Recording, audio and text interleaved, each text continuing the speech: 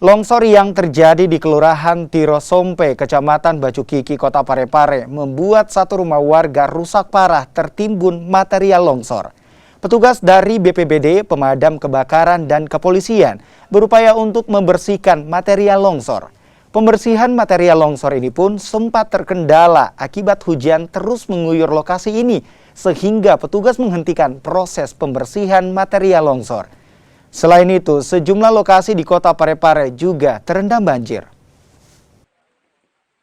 Kalau saya baring-baring, kemudian saya di pinggir, terus kemudian yang terjadi itu jam 8, terus jam 8.25 lah.